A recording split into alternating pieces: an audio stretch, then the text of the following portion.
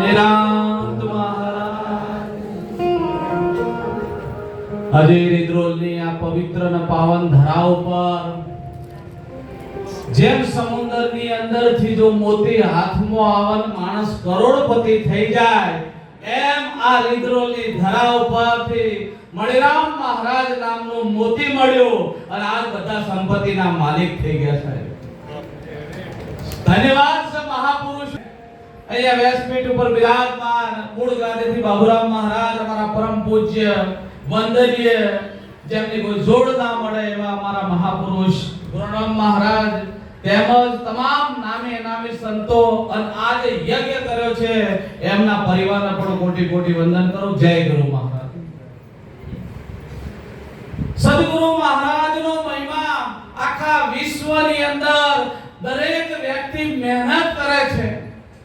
આ બાજુ નીકળ્યા કરોડો માણસો એમ કે છે ભગવાન શ્રી કૃષ્ણ પરમાત્મા છે. આ બાજુ નીકળ્યા તો જૈનો એમ કે છે તમારો કૃષ્ણ તો 16000 રાણીઓનો રાખનારો છે, એ ભગવાન ના હોય. આ બાજુ જઈને જોયા તો પેલા દિગંબર હાવ ઉઘાડા ફરે છે, એ કે એ ભગવાન હોય. આ ભગવાન ના હોય, પેલા કે એ ભગવાન ના હોય. ઝઘડો મટ્યો છે હે? કરોડો માણસો આ ઝઘડાની અંદર પડ્યા, પણ આ ઝઘડો કોઈને મટાડ્યો? આ ઝઘડાના મૂળમાં જઈ સંત શ્રી નિરાંત બાપુ દ્વારા પરસોત્તમ મહારાજા જ્ઞાન લઈ ઉત્તર ગુજરાત તરબોળ કરી નાખ્યું સાહેબ. એવા મહાપુરુષના કોટી કોટી વંદન છે. કેમ ભારત દેશની અંદર કરોડો માણસો સાકારને માને છે, કરોડો નિરાકારને માને છે, કરોડો કે કર્મ હાચું, કરોડો કે જ્ઞાન હાચું. આ વાટી નીકળતી. આજે હું એક સત્સંગમાં જઈને આવ્યો, એ મહાપુરુષ એમ કહેતા કે પતિવ્રતા સ્ત્રી એ સતી એ ધર્મ હાચો હે. તો જલારામ એટલે ડફો કર્યો. જલારામ મહારાજે આ પાયો સાધુ અને પત્નીને આપી દીધી, લઈ જા. હવામાં સાચું શું હે? હજુ ઠેકાણું પડ્યું નહીં. કાંટો એક થયો. જે દિવસે કાંટો એક થઈ જશે, જે દિવસે સત્ય સમજાઈ જશે, એ દાડા ખબર પડશે કે આ તમામ સંપ્રદાયનો આધાર સત્ય છે. પણ સત્યમાં કોઈ સંપ્રદાય છે? કોઈ સત્યની અંદર કોઈ સંપ્રદાય નહીં. હું તો તમને હાથ જોડીને વિનંતી, કોઈ પણ ડબ્બામાં પેક ના કરતા. તમે છો અને જો ડબ્બામાં પેક થઈ ગયા તો માલ ગમે ત્યાં વેચાવાનો હે. વિચાર એવો કરવાનો ગુરુ મહારાજના વિરોધ મહારાજને તો ખબર જ નથી કે આ કંપનીનો માલ કેવો છે, પણ મારા જેવા સેલ્સમેન ઘેર ઘેર જઈને માલ એવો વેચ્યો તે માર્કેટમાં આવી ગયો માલ હે. કારણ કે ગુરુનો મહિમા વધારવો એ સંતોનું કર્તવ્ય બને છે. અને જો ગુરુની ટપાલ કોઈના ઘર સુધી પહોંચાડો તો મને ટપાલી બનવામાં કોઈ વાંધો છે? આ મહાપુરુષોનો મહિમા છે. જીવનભર અત્યાર સુધી મેં બીજાના, અમારા માં અમૃતા કાયમ કે બીજાના દીવામાં તેલ ના રેડો, તમે તમારા દીવામાં રેડો. અત્યાર સુધી આપણે શું કર્યું? બીજાના દીવામાં મળ્યું. સદગુરુ મહારાજે હોંશ કૂદો ને હોંશ કૂદ. હોંશ કૂદની અંદર વાહડો લઈને દોડવાનું, કૂદવાનું. વાહડાના આધારે દોડું કૂદવા જઈએ પછી હું વાહડો લઈને પડવાનું ના. આ બાજુ વાહડો રહી જાય અને તમે ઠેકાણા પહોંચી જાઓ.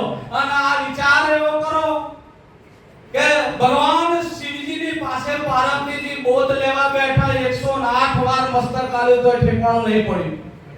અને તમારે એક જ વારમાં પડી ગયું. ધન્યવાદ છે તમને હે. પડ્યું ના પડ્યું હું નહીં કહી શકું, પણ પડી ગયું છે એ સાચું છે. એક વાર તમારા મસ્તક ઉતાર્યું અને ઠેકાણું પડી ગયું છે એટલે તમને કોટી કોટી હું વંદન કરું છું. અને તમને તમારા ચરણ સ્પર્શ કરવાનું મારું મન થાય છે. જીવનની અંદર આ બુદ્ધિના બખાડામાંથી નીકળી અને સદગુરુની વાત ઉપર, સદગુરુની શાનમાં જે બેસી ગયા છે એ પરમ પદને ઉપલબ્ધ થઈ ગયા છે. સદગુરુને વાતની અંદર આપણે ઘણીવાર વિચાર કરીએ. ગુરુ મહારાજનો ફોન આવે કે ફલાણા ભાઈ તમે આવજો, કે ગુરુજી મારા આ કામ છે, ગુરુજી મારા આ કામ છે. મારાથી અવાય નહીં. પછી ગુરુજી કે જે છે એ બરોબર. સદગુરુના ઘાવ ઝીલવા બધાનું કામ. રણ મેદાનમાં સોરા નરકેલે હાથ રહી તલવાર.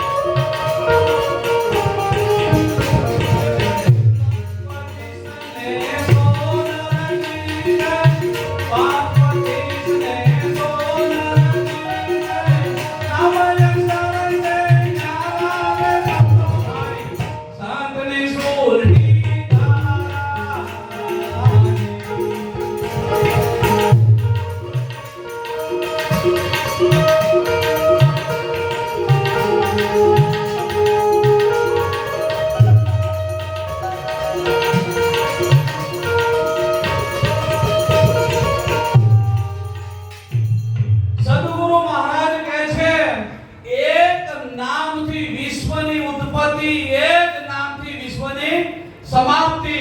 આ નામ જેને જાણ્યું છે એ પ્રગટ અને અપ્રગટના બંને મહિમાને જાણે છે.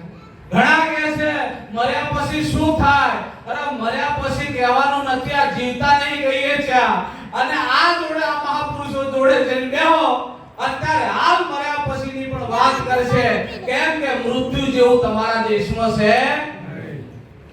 અત્યાર સુધી આપણે એવી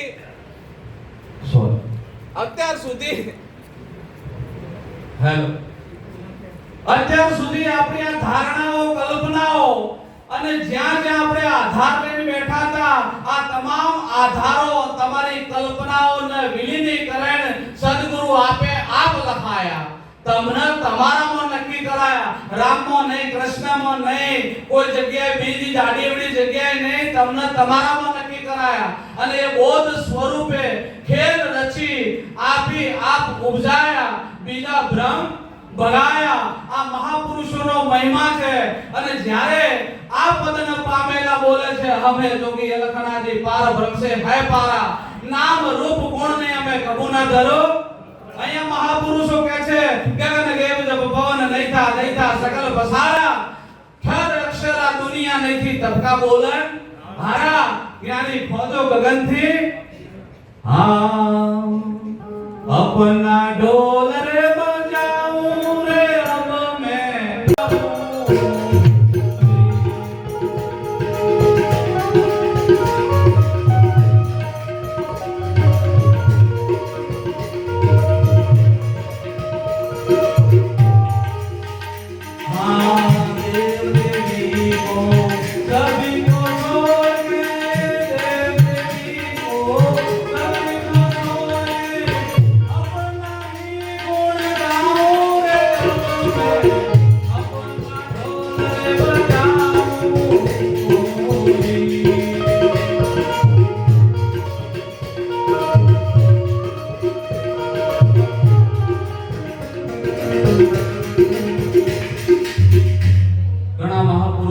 બિરાજમાન છે અને બધાનો આપણા લાભ લેવો છે.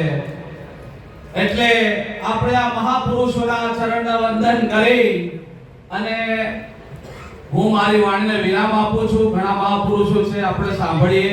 થોડું જાજુ વધારે આનંદ કરવાનો છે. તો ગુરુનો મહિમા છે, અરસ પરસ દર્શનનો મહિમા છે.